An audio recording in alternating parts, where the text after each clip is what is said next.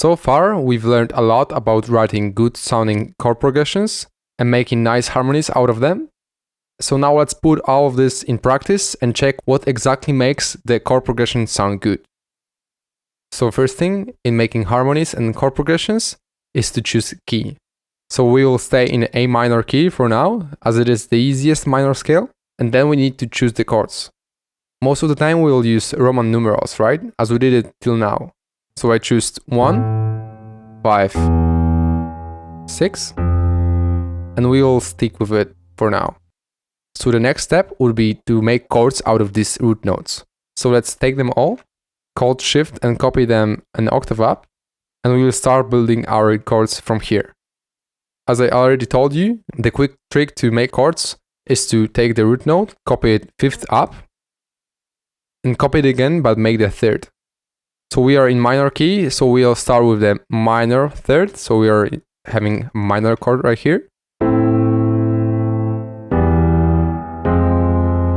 But you can see that this note is a diatonic note, this is not in our scale, so we need to put it up.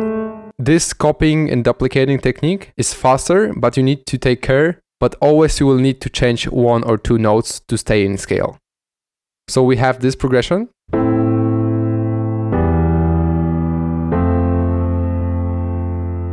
And now what we usually would do to make this sound better is to make the different voicings. A nice trick to make the chords more emotional is making the second inversion. So we would have the 3rd as our top note. So simply we can take the highest note and take it down 1 octave. Now we have the second inversion of all chords.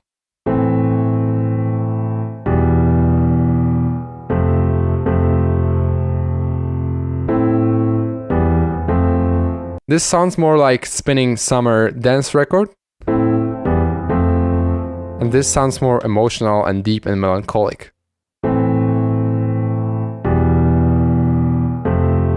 Right? So the second thing would be to make the voicings closer to each other. So let's take those notes and put it back an octave up. So as you can see, we've came back to the previous positions. This maybe doesn't sound that bad, so let's keep it like this for this moment. So the next thing to make the progression better is to play with the 7th, or actually just add more tones to the chord. So let's start with the 7th. So we have an A here and here. So we can add a 7th by going 1 tone down.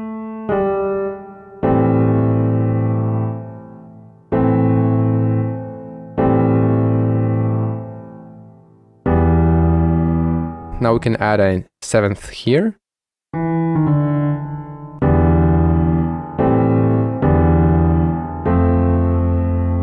And this chord sounds way more basic than those two. So let's make maybe a 7th, let's try it. Doesn't sound that good actually, so maybe let's get rid of that. And now let's play with the 9th and 4th and 6th, as we did in the previous sections of the course. Let's try add 9th here. Keep in mind that 9th is also the 2nd.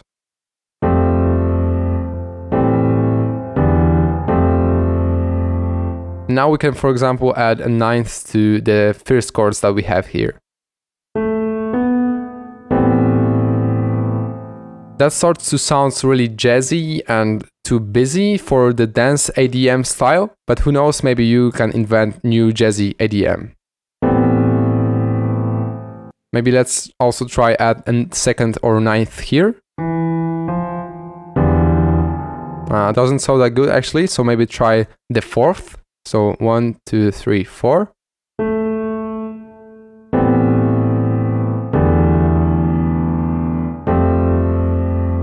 As you can see, after adding tones to the chord, here we pretty much have the same chord here, and only those 2 notes and those 2 change.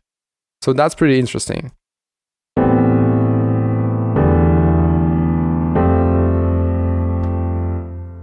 I don't really like the 2nd here, so I'll get rid of it.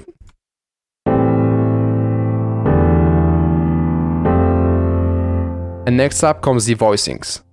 I don't really like the voicings of this chord progression, so let's change it up. I'd like to take this C note down here.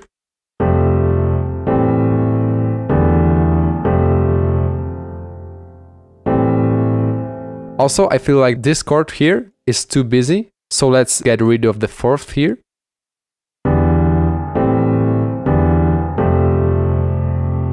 And now I would like to add a seventh to the last chord because I haven't yet. So we'll go to the E here, but I'll take it an octave up. So this is called voicings.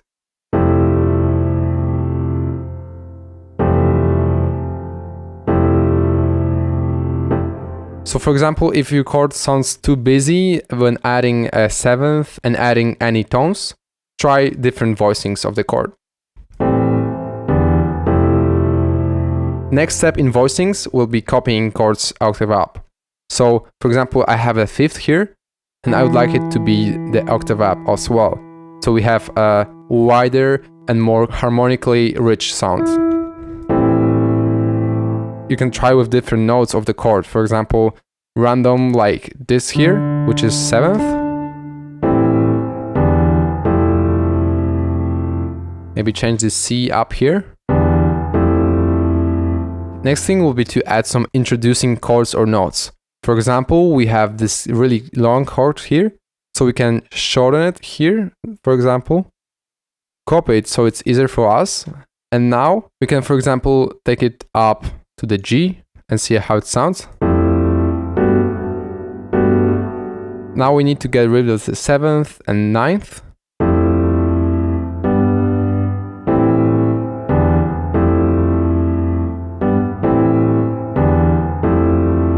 And now, for example, we can add voicing here and copy the G here octave up.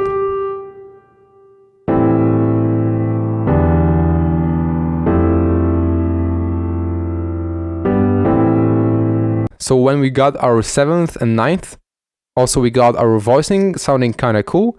Also when we got our introducing chord right here.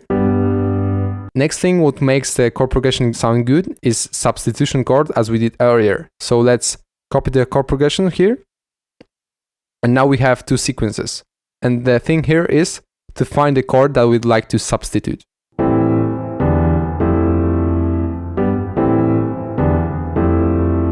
I feel like we need to substitute this chord here. So if you open up our cheat sheet here, you can see that we can actually take the F major and substitute it with a D minor chord. So let's do just that. Let's take this F to D, and we can check if everything is all right. D, F, A.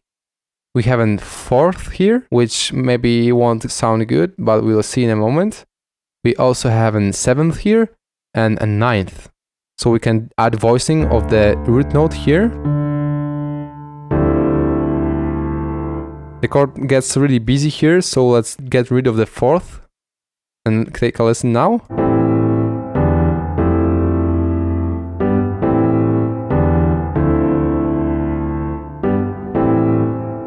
And now we can, for example, get rid of some voicings. For example, get rid of the G here.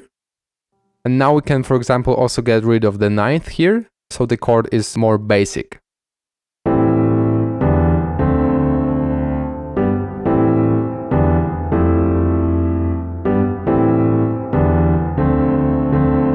And this is just varying the sequence of the chord progression in order not to have like one sequence of 4 bars of chord progression and that's it. Make sure to at least make 2 sequences of 4 bars of chord progressions and make even subtle changes. You don't have to even make a substitution chords like we did here. But you can also try deleting some notes or changing them or whatever. So maybe just let's take out this G here. And that's just to recap everything that we've learned already and show how to use it in context.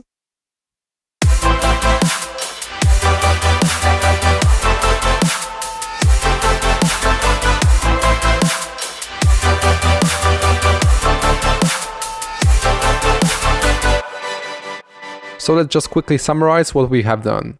So here we have our core notes that we've started with. So we've started with this bass. added an introduction chord to make it more interesting, and substitute chord to add more variety. Then we've added chords out of their bass notes here, in root position without any inversions. Same here. So first thing we added to the core were those notes here. Those are the voicing doubles. The E and E here. The G and G here. G, G, E, E. And the last thing that we've added were additional tones. For example, here we had the second or ninth, as you want to say. Here we have the seventh, doubled in voice. Here we've added a second again, and a seventh. Here we've added a seventh.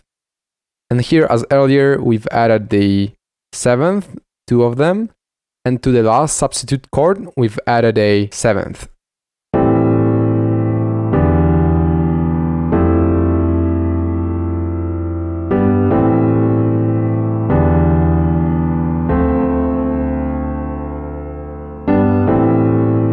The chord progressions are about building and releasing tension.